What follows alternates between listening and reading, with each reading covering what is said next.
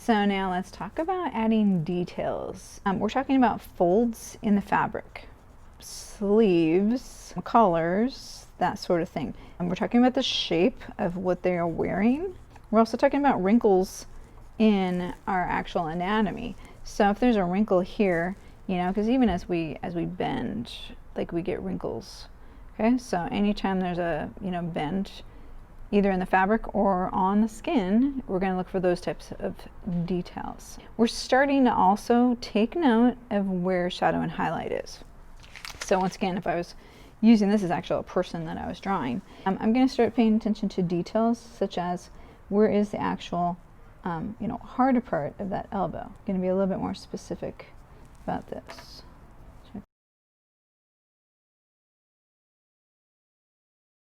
So I have my detail of placement there. I have sleeve marker there. Right here, we have shoulder and armpit. So there's definitely wrinkles in the fabric right here. And then right here, you can see where the shirt kind of rides up on the hip right here. And there's a little bit of wrinkle. Wrinkles and folds. We're going to stop and talk about this. This is a really great reference. You think about folds in terms of shadow and highlight just the same as you would a cylinder. They call it a pipe fold. So a lot of different types of folds. You can see how this one is like kind of a zigzag that you would get on a sleeve of like a jacket. And this one kind of takes that to the next extent even farther. These type of folds, okay? And then you have some that would hang. You know, if you have it on the pants. This always reminds me of the Dr. Seuss story about the pants. If you've read that, you know what I'm talking about. Okay, same thing here. And then there's that armpit and, you know, kind of fold there. Basically, folds should give you more information about what's underneath it. So if I have this here, you know, I have a little bit of this type of fold as the back is kind of crunching. I may have a little bit of the fabric kind of pulling tight from there. I don't have the original person in front of me, but you can see right here is kind of where some of my fabric maybe is pulling a little bit from that armpit underneath. We're going to have a little bit of a fold right here because of how that shirt is kind of riding up. So we're going to just kind of plug that in as well. We have a little bit of a hard elbow here, and because this is bent, we know there's a little bit of a fold right there for the fabric. So when we talk about putting in details, we're talking about things like this right here. One thing we do not mean about details, if there's a logo on what they're wearing, if something was like written across the back of their jacket or something like that, that's not a detail. We're not worrying about that. So right now we're looking at folds, fabric, you know, that sort of thing. Probably a little bit of a fold right there as that goes forwards.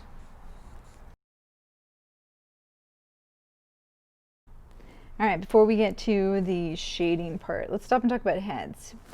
What happens is most of the time people start with this for their head shape, and then they don't change it after that. Let me draw it a little darker for you. Most of the time, you know, we start with an oval. What's worse is if you start with a circle. Don't do that, okay? But if you look at anatomy, if you look at a skull, okay, what we're talking about for the shape of the head is a little bit more like this.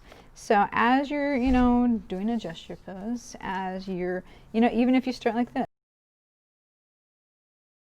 maybe I start with this, but as you develop it, what you need to kind of start thinking through is where is the actual head shape? Like, where is the jaw? As you're thinking through, a couple things to think about as you are doing a little bit of a longer pose. You don't need specifics. You don't need to make this look like the person you're trying to draw. But maybe where, if you do the eye line and the midpoint, okay, then I can see this person is actually looking down, okay? If I know where the ear is, I'm going to plug that in as well, okay? The ear kind of gives us a little bit of a landmark also for plugging in the neck, okay? So we can put the neck in appropriately, okay?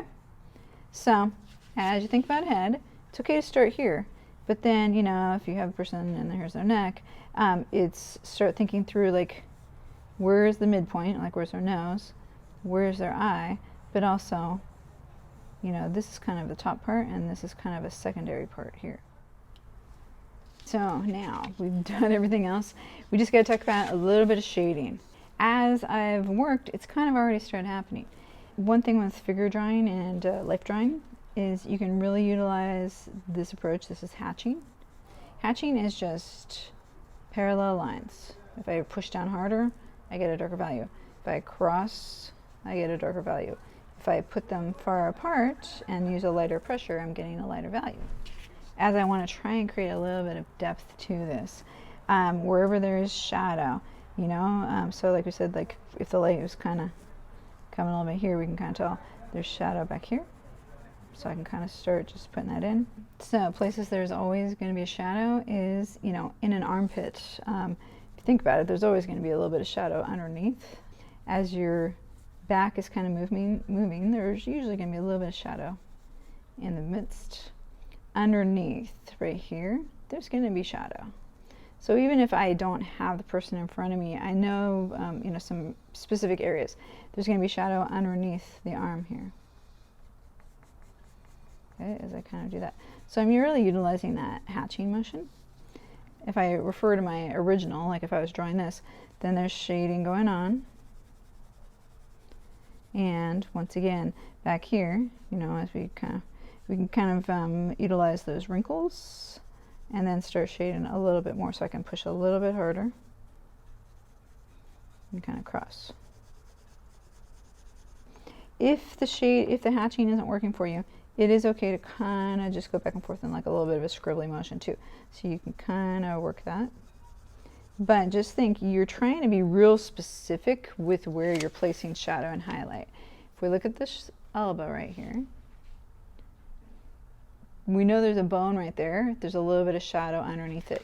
Really look for areas like that, because right here, you know, if there's a little bit of shadow right here, I'm starting to get the shape of my elbow going to pop out, besides what's underneath here. As you finish your end results, you're going to start moving towards that.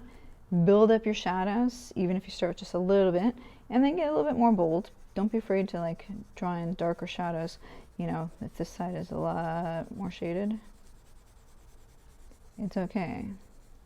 Okay? Don't be afraid to kind of utilize those folds. And it's okay to be a little looser and a little kind of scribbly in our approach to figure drawing. Okay? But as you're working, you know, don't forget what we've talked about, you know, previously. Arms, you know, maybe there's a highlight, maybe there's a shadow, maybe there's a little bit more shadow on here, because this is a cylinder in essence.